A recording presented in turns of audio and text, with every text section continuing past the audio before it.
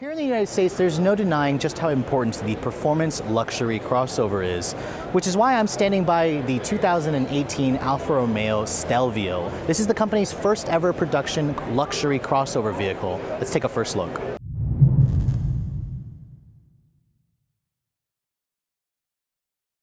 So when Alfa Romeo first made their return back to the US a couple of years ago, a lot of enthusiasts were loving the all-new 4C.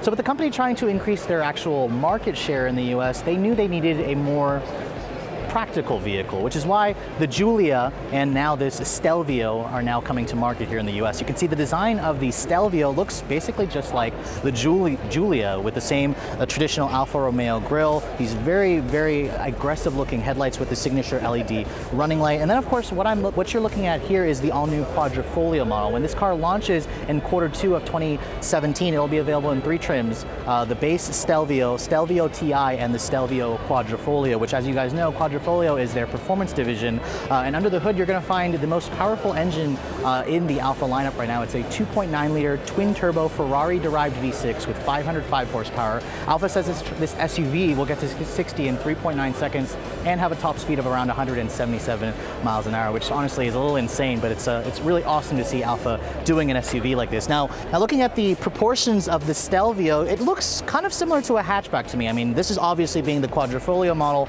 doesn't sit up as high as a traditional SUV. You have these really fat 21-inch wheels on 255 series rubber in the front.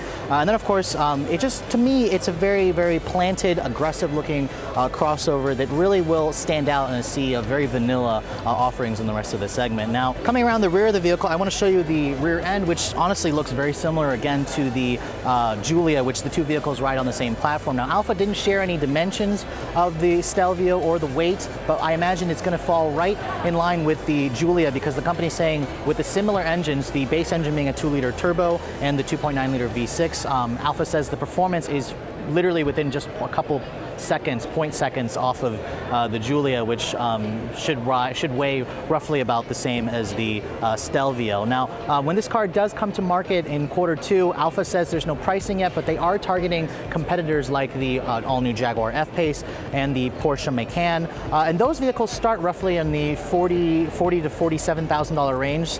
So my guess is Alfa, when this comes to market, will probably be right around that same price level. Now, because the Stelvio and Giulia share the same platform, the interior is basically a carbon copy of the Giulia, which isn't really a bad thing. This interior definitely fits the norm in this luxury performance segment. You can see this Quadrifoglio model has plenty of authentic carbon fiber, suede Alcantara, very fat bolstering on the seats with the red stitching, and a really nicely thick-rimmed steering wheel with some actual carbon fiber with the alloy paddle shifters mounted to the column. Now, I haven't really had a chance to show you guys the latest in the technology interface. Expect me to do that later on when Alfa actually releases the Giulia. The Giulia is now heading to dealerships, but the Stelvio, like I said, will not be going on sale until the Q2 of 2017. For Redline Reviews at the 2016 Los Angeles Auto Show, I'm Sofyan Bey.